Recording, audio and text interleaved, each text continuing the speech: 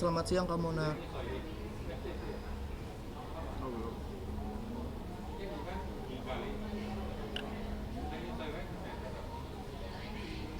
Oke, selamat siang. Eh, aman. Oke. Kak Mona izin wawancara sebentar ya Kak. Oke, Ya. Kak Mona, ini kan si siapa Numa nih kan lagi umur 3 tahun ya, lagi aktif-aktifnya nih ya Kak. Gimana sih Kak cara ya. mengatur untuk jam anak main dan enggak dan dibolehinnya main apa aja nih Kak? Sebenarnya sih dunia anak-anak, terutama Numa ya yang umurnya masih 3 tahun, memang dunianya masih bermain. Jadi dia main seharian aja gitu. Cuma ya mainnya apa aja kan kita sebagai orang tua yang provide ya mainannya. Biasanya yang dia suka sih, yang dia suka dan aman buat dia. Kalau Numa tuh cewek banget ya, senangnya tuh main adik-adikan. Jadi punya boneka bayi, terus punya strollernya, terus dia suka main masak-masakan juga. Terus dia suka main jual-jualan, biasanya tuh yang berinteraksi sama kita gitu ya. Nanti dia jualan apa kita beli gitu. Terus dia lagi suka baca buku juga, jadi lagi suka dibacain buku sama aku, sama Yandanya gitu. Banyak sih, tapi memang dia mainnya memang seharian. Kadang-kadang kita juga ajak ke playground yang ada di sekitar sini, supaya dia bisa aktif juga loncat-loncat, terus main perosotan, berinteraksi sama teman-temannya juga yang di sekitar sini gitu. Jadi bener-bener seharian judulnya main sih kalau dia. Oke. Kan kalau sekarang biasa anak-anak di bawah 5 tahun juga udah pada pegang gadget. Kalau Numa sendiri dibolehin nggak sih Kak megang gadget gitu? Numa sih sebenarnya kadang-kadang kita juga orang tua ya perlu gadget juga ya, kayak misalnya aku kalau lagi sholat, Numa tuh suka manjat-manjat aku, terus suka tarik-tarik mukena, jadi lama-lama copot tuh mukenanya gitu. Jadi ya biasanya aku kasih gadget, tapi memang dari awal udah janjian sih, Numa boleh nonton pakai handphone Bunda, tapi nanti kalau Bunda udah selesai sholat, Numa nontonnya selesai juga ya. Deal nggak? Kalau deal aku kasih gadgetnya, biasanya kayak gitu. Tapi biasanya short time aja sih, jarang main lama ya. Numa biasanya lebih untungnya juga anaknya ya, mungkin karena nggak dibiasain juga ya, anaknya juga nggak terlalu tertarik gadget seperti dia tertarik sama mainan-mainannya sih. Atau kadang-kadang kita nonton bareng, tapi rata-rata sih kalaupun nonton kita biasanya nontonnya di TV ya, nggak di handphone, supaya layarnya juga besar, nggak apa namanya, nggak bahaya buat matanya. Soalnya kalau nonton di gadget biasanya dia skip gitu ya, nontonnya short gitu. Kalau nonton di gadget kan misalnya ada satu tontonan yang edukatif, dia bisa nonton full tuh satu apa berapa durasinya nih, misalnya 10 menit ya dia nonton 10 menit gitu, dia ikut nyanyi bareng, dia ikut berinteraksi. Biasanya buat aku ngelihatnya kayaknya lebih oke, dan buat aku orang tuanya mantaunya juga lebih gampang ya, karena gambarnya besar banget dan suaranya juga besar banget gitu sih biasanya.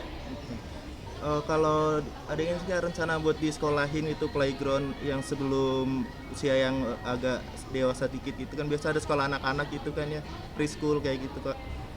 Ada rencana kayak gitu Kak mungkin?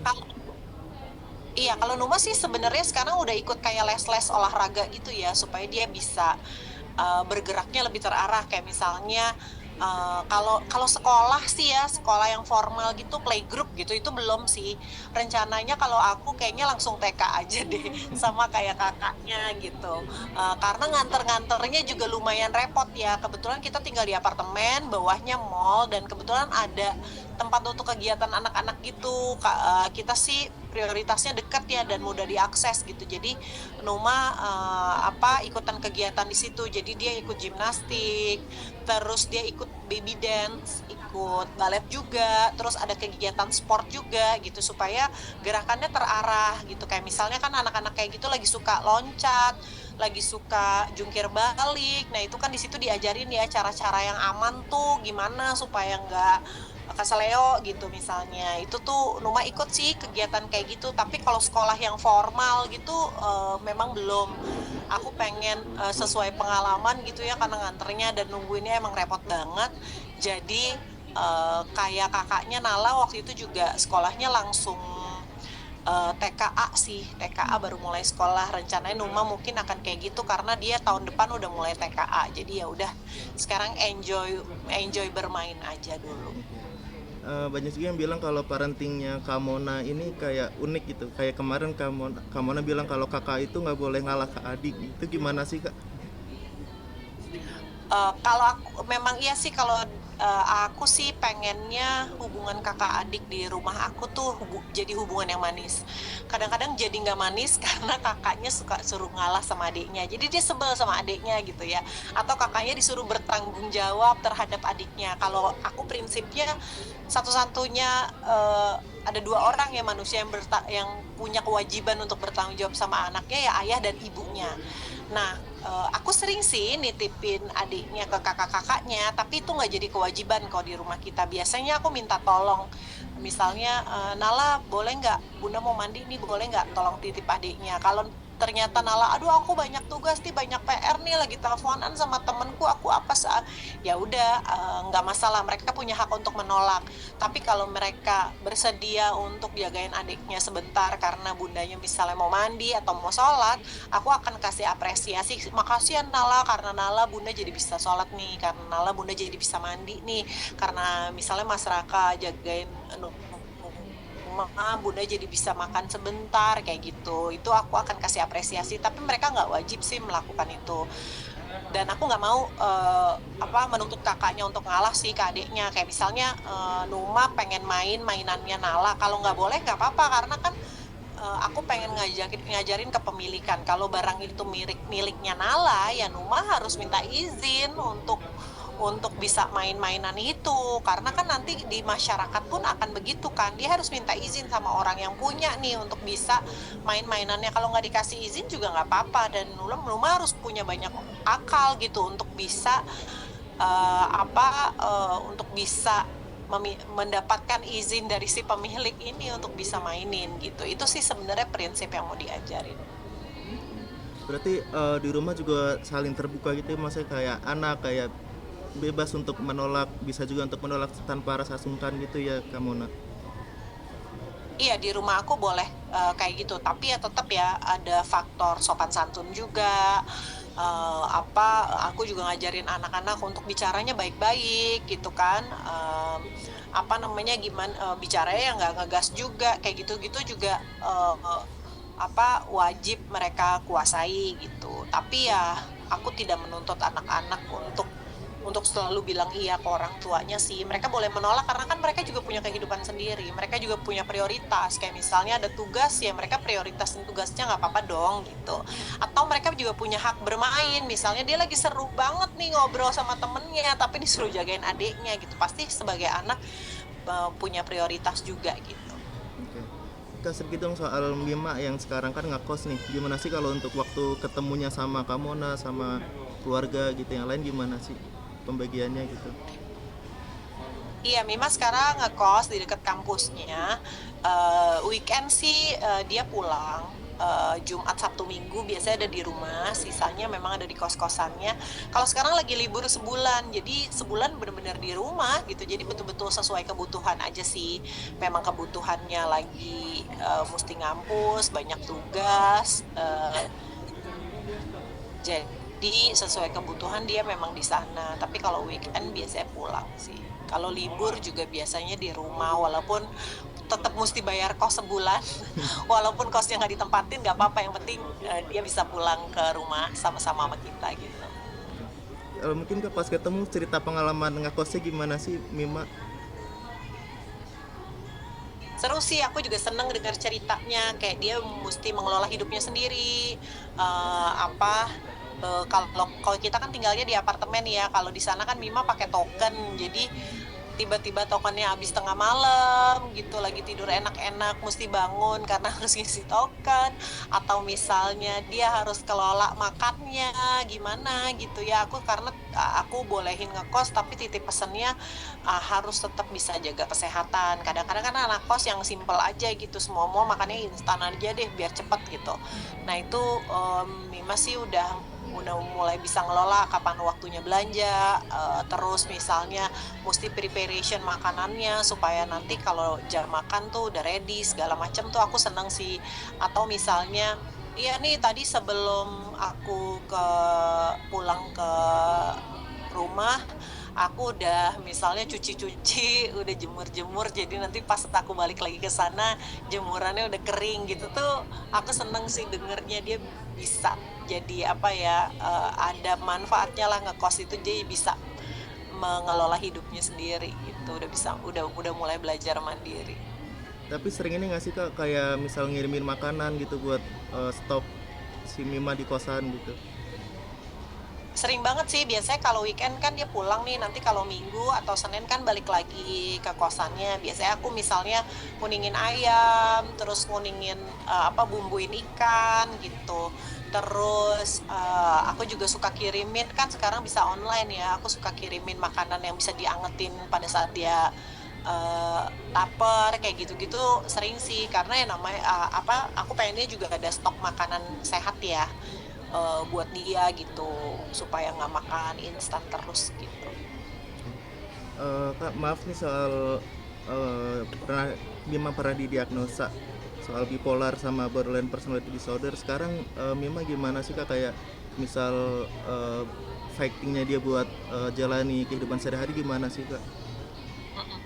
Sekarang alhamdulillah sih justru karena diagnosanya udah tegak ya, jadinya udah jelas gitu treatmentnya seperti apa, nggak bingung lagi kapan harus ke psikiater, kapan harus ke psikolog, terus harus minum obat apa. Sekarang sih jadi sangat stabil ya. Dia bisa menjalankan kehidupannya dengan maksimal, udah bisa tinggal sendiri, udah bisa jalanin kuliahnya dengan baik gitu. Jadi menurut aku sih jadi lebih terarah sih ya. Oke kok sekarang udah oke banget progresnya sih. Bagus banget dan progresnya cepet banget. Dulu tuh memang terombang-ambing karena diagnosanya belum tegak. Jadi treatmentnya juga mungkin salah gitu ya, belum jelas treatmentnya harus apa gitu. Semenjak memang diagnosanya tegas sih sekarang justru lebih oke ya, lebih maksimal lah menjalankan hidupnya gitu. Treatmentnya seperti apa misalnya Kak? Selain pas ke psikolog itu treatmentnya seperti apa? Ke psikolog sih treatmentnya macam-macam ya, tergantung rasanya dia lagi apa gitu. Tapi kalau sekarang sih udah jarang ya ke psikolog ya, karena mungkin dianya juga udah lebih stabil. Terus kalau ke psikiater biasanya ditanya perasaannya gimana, kondisinya sekarang gimana, terus disesuaikan obatnya sesuai dengan kondisinya yang sekarang gitu. Itu Kadang-kadang gitu.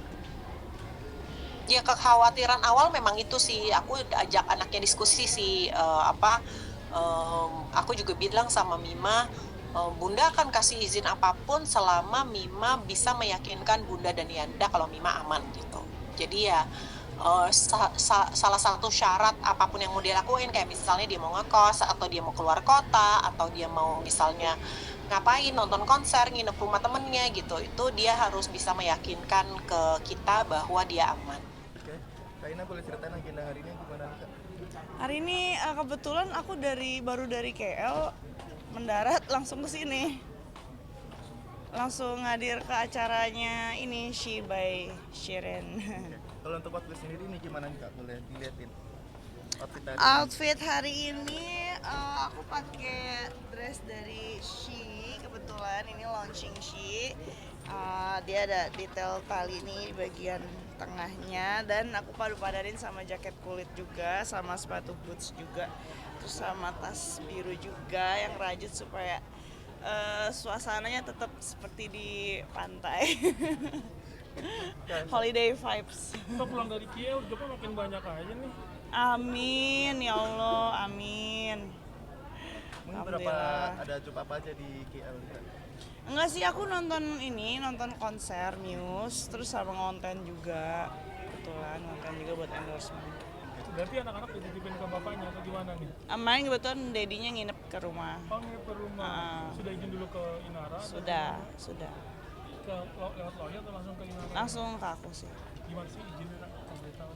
Ya izin kayak biasa. Ini pertemuan pertama kali mereka atau gimana? Enggak, udah beberapa kali ketemu. Ini sendiri pas komunikasi itu apakah Inara kayak kaget nggak sih kayak ini kenapa mau tiba-tiba boleh dititipin ke sana? Hah?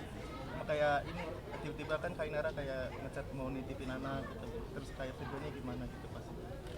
Aku nggak nitip anak. Emang Firman Emang yang nawarin gitu apa gimana? Emang dia pengen nginep. pas banget momennya main ke KL, GL gitu. Iya. Berapa lama sama Firman? Kayaknya dua hari kali ya. 2 hari dipantau nggak sih sama Kak Indara kemana aja mereka gitu? Oh enggak, aku bebasin aja kan dia dedinya. Bebasin ya. Tapi kalau sama Kak Firgun biasa kegiatannya ngapain aja? Cerita nggak sih anak-anak? Masih kecil ya. Paling cerita Lala. Seperti apa? Diajak kemana sih? Kemana gitu? Enggak, paling dia cuma main nonton konser dedinya, dia diajak sama dedinya. Itu aja. Kan mungkin soal sering banget kayak soal fashion kan sering banget berbicara terus kakak juga sering aku pakai stocking lo aku pakai gini-gini gimana sih kak nanggapin netizen Seru sih, seru-seruan aja kalau buat aku mah. Nggak terlalu dianggap dibawa perasaan. Itu aja sih. tapi pernah nggak sih kayak mau nyarinya kayak ini orang masalah ini aku cari mau aku Enggak sih, alhamdulillah sampai saat ini nggak ada yang berlebihan, masih dalam batas normal gitu, nggak ada niatan untuk ngelaporin siapa-siapa juga kecuali memang bener-bener krusial banget ya, bener-bener mencemarkan nama baik dan emang udah urgent banget, nah itu baru mungkin ya. Tapi terkait dengan Firman baru habis jalani pemeriksaan gimana nih? Kenapa? Yang kemarin Firman baru habis jalani pemeriksaan, Oh nggak tahu itu ya udah proses hukum sudah berjalan, ya diikutin aja. tapi kabarnya Kak Inara mau cabut gugatan Ya itu kan tergantung dianya gimana bisa mengikuti persyaratan dari aku apa enggak. tergantung dan syaratnya apa aja? syaratnya Ada lah. Maksudnya dalam arti rujuk kembali dengan kakak? Enggak ada berkaitan sama yang perdata. Oh ini dong paling hak asuh anak. Kan dia juga pengen Itu aja sih dari paling ya. Firman kan, dari kakak sendiri kakak tetap di kakak gitu ya. Aku mau jalan dulu nih, abis ini mau kericis. Tadi marah-marah. Nggak marah sih. Ulang tahun anaknya. Real nafkah sendiri tuh seperti apa sih ya? Nafkah? Masih ditaper nggak sih kak? Masih. Udah itu aja ya, makasih. Seneng banget. Sebelumnya terima kasih banyak buat Kak Shiren dan Kak Zaskia udah yang undang aku ke acara Shy ini. Dan ini congratulations juga buat Kak Shiren sama Kak Zaskia atas launchingnya. Dan aku seneng banget bisa pakein baju dari Shy, produk Shy dari Kak Shiren. Thank you so much. Dan ini pertama kalinya banget aku pakai yang colorful dan sangat soft. Aku suka banget sama bajunya. Thank you so much. Kak, setelah lolos dari Idol ini kan semakin Iya. banyak job-job yang berdatangan seperti apa sih kak menyikapinya terus kayak fanfest apakah ada nambah atau gimana? Alhamdulillah semakin aku berada di dunia entertain ini, aku semakin banyak belajar banget. When juga aku sehabis kelar dari Idol juga ada alhamdulillahnya banyak beberapa job juga kayak job off air, terus juga beberapa yang kayak bisa menghadiri acara-acara seperti ini juga gitu. Jadi benar-benar perubahan yang aku rasakan sangat bermanfaat dan sangat positif pastinya. Kalau untuk support dari keluarga gimana nih? Support dari keluarga pastinya sangat penuh buat aku, apalagi mereka sangat meng-appreciate banget dan selalu kasih semangat aku selama aku di entertain ini, dan mereka selalu menyemangati aku dalam setiap hal apapun itu. Kan ada Panorama ini kan Iya. kalau kan Nabil kan didekat-dekatin sama Kak Paulus gimana sih kak? Kita semua temenan dan sahabat yang selalu mensupport apapun itu. Tapi kalau untuk kedekatan sendiri apakah ada chemistry lain kak di belakangnya? Mungkin karena kita yang mulai intens itu karena beberapa job juga kita sering bareng, jadi ya pasti chemistry-nya juga udah terbentuk dengan sendirinya gitu. Tapi kalau dari netizen sendiri kan kalau untuk menjodoh-jodohkan kakak sendiri gimana? Aku sih lebih yang kayak ya udah sih, maksudnya itu kan setiap orang tuh mempunyai hak untuk berpendapat, beropini, berasumsi juga. Jadi biarkanlah mereka beropini segala macam. Aku sih nggak masalah selagi itu juga nggak nggak ngaruh banget ke aku juga gitu. Jadi aku tetap sama teman-temanku semua yang di Idol tetap selalu support dan temenan yang selalu apa ya, ya support lah, selalu support karya-karya gitu. Kak, tahu ini nggak sih akademi di Turki terus jadi lulusan terbaik gitu. Oh, aku baru tahu lagi. Boleh minta tanggapannya Kak? Tanggapan tentang Presiden Erdogan gitu. oh, Brip tuh tadi Brip tuh apa? Tiara. Brip tuh Tiara. Oke. Oke. Ayo, Jekis. Dan oke. Udah. Congratulations buat Briptu Tiara yang sudah menjadi lulusan terbaik di Turki, dan itu sebenarnya menjadi inspirasi juga buat kita semua warga Indonesia untuk bisa melihat dari Briptu Tiara usahanya sangat luar biasa hingga dia menjadi lulusan yang terbaik di Turki. Bisa, dan selain itu bisa juga berpidato depan Presiden Erdogan secara langsung. Oh. Kak Nabila gimana sih melihatnya itu Kak? Wow, aku nggak pernah expect sih ternyata dia warga Indonesia kan, warga Indonesia bisa langsung berpidato di Presiden Turki, luar biasa banget. Itu sangat menginspirasi banget buat aku, dan mungkin aku kalau misalnya di posisi itu juga kayak apa ya, kesempatan yang sangat berharga gitu, penantian sangat berharga sih buat aku. Keren banget Briptu Tiara. Terima kasih. Ya, terima kasih banyak. Dia tahu kalau aku dia sekarang lagi hobi buat ngedesain gitu, terus punya perusahaan buat ngedesain interior gitu. Terus dia bilang, dia malah ngasih challenge juga gitu, Wan lo bisa nggak beresin kantor gue, lo lihat dulu kantornya gitu. Ya dia beli gedung yang udah nggak lama banget, cuma ya belum diapa-apain gitu loh gedungnya gitu. Terus ya udah bisa, ntar coba gue gambar dulu ya gitu. Akhirnya aku gambar sama tim ya, bukan aku yang sendiri yang gambar, sama tim. Terus ya dia suka, udah deh lo yang kerjain deh gitu. Jadi ibaratnya dikasih kepercayaan lah sama dia. Masuk tipe yang ribet nggak sih kan? Pengen ini ya, gue requestnya gitu seperti Kalau Raffi itu tipenya sih nggak ribut ya, maksudnya kalau Raffi itu dia orangnya ngebebasin justru. Tapi kadang ngebebasin itu kan jadi agak susah ya juga ya, maksudnya kalau kita harus benar-benar berkreasi sendiri, gimana caranya berkreasi terus dia juga suka gitu sama kreativitas kita gitu. Ya alhamdulillah sih dia nggak banyak revisi dan alhamdulillah lancar-lancar aja sih, maksudnya sampai udah jadi pun dia nggak yang oh ini kok nih gini, nggak gitu, alhamdulillah. Tapi kan request khusus nggak sih dari Raffi? Pengen apa? Iya dia kasih semuanya ya, maksudnya gue butuh ruangan sekian, karyawannya sekian, karyawan tuh kalau nggak salah dia minta 200. Terus dia minta ruang meeting tuh kalau nggak salah hampir 10 deh, 9 atau 8 gitu. Terus dia pengen punya lounge buat menerima tamu dan segala macam. Pokoknya beberapa ruangan yang memang requestnya dia gitu. Gitu sih. Konsepnya seperti apa sih? Desainnya, arahnya kemana gitu? Kantor aja sih, dan dia pengennya yang kayu-kayu gitu. Terus ya kita bikinin yang apa ya, minimalis American gitu ya, yang dia suka lah intinya gitu. Yang terpenting nih, proyek temen apa profesional harganya? Ya yang penting kan ibaratnya gini, kalau misalkan kalau untung perusahaan harus sekian persen, ya ini nggak gitu-gitu banget. Kita justru mainnya nggak hitungan, kita mainnya pakai feel, pakai rasa gitu loh. Ini kira-kira Raffi suka apa enggak ya? Kadang-kadang banyak yang gue tambahin, banyak yang gue kurangin karena kadang ya kita kan udah sama-sama paham ya gitu. Kayaknya ini Raffi nggak suka deh, bongkar gitu. Kayak gue malah ngeganti sendiri, tapi tetap persetujuan dia. Ini gue ganti ya karena gue liatnya nggak suka, apalagi lo pasti gitu. Terus oh iya udah gitu. Ya jadi kalau dibilang keuntungannya normal ya nggak juga, tapi ya pasti ada lah, alhamdulillah gitu. Dapat project dari Raffi, dari Rans gitu. Ceritain kemarin pengalaman saat berhaji seperti apa sih kan belum ada update soal berhaji ini.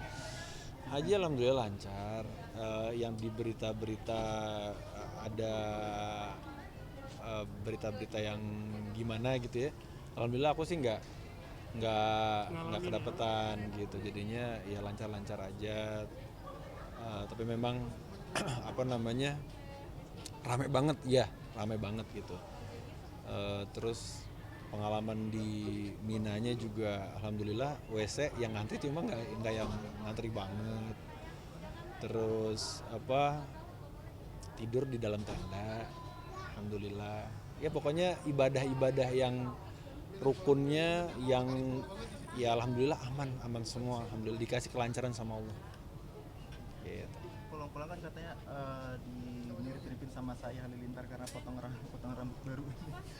Ya enggak kan, di sana kan kalau hadisnya kan kalau bercukur itu pakai dikerik gitu ya, Rasulullah SAW itu ngedoain kita beberapa kali, kalau nggak salah sampai 3 kali kalau nggak salah ya gitu. Jadi siapa yang nggak mau didoain sama manusia terbaik ya. Di sana mungkin pas haji kemarin doa apa sih yang paling sering? Doa ya, sebenarnya kebanyakan minta ampun sih, banyak minta ampun karena ya banyak banget salahnya gitu sama Allah gitu, kita banyak dolimnya sama Allah gitu, banyak lalainya gitu. Dan yang pasti minta keberkahan buat keluarga. Ada kejadian mungkin nggak akan dilupakan di sana seperti apa mungkin? Kejadian gue nggak paham sih maksudnya kejadian kayak gimana, cuma belum balik dari Tanah Haram aja kita udah pengen daftar haji lagi gitu, karena kayak ngangenin gitu proses yang apa ya, proses yang kita nggak pernah jalanin tapi itu ngangenin banget gitu. Dan siapa sih yang nggak mau apa namanya dapat ampunan dari Allah gitu kan. Di saat kita ngelempar jamarat itu kan satu kali lemparan itu satu dosa besar yang hilang gitu ya. Siapa sih yang nggak mau gitu kan. Jadi ya pengennya sih setiap tahun haji jadinya dosa-dosa yang gede habis gitu kan. Kemarin nunggu berapa lama sih? Alhamdulillah kemarin kita nggak nunggu apa, kita langsung roda. Jadi ngobrol sama Kia ya, yang kita alhamdulillah dapat rezeki, terus yaudah langsung aja. Kita nggak tahu umur, kita nggak tahu keadaan nanti seperti apa. Kayak kemarin kan COVID kan nggak bisa berangkat kan gitu, terus kapan lagi gitu. Shiren sama Wisnu udah gitu, ya udah akhirnya alhamdulillah kasih kesempatan sama Allah terus diundang.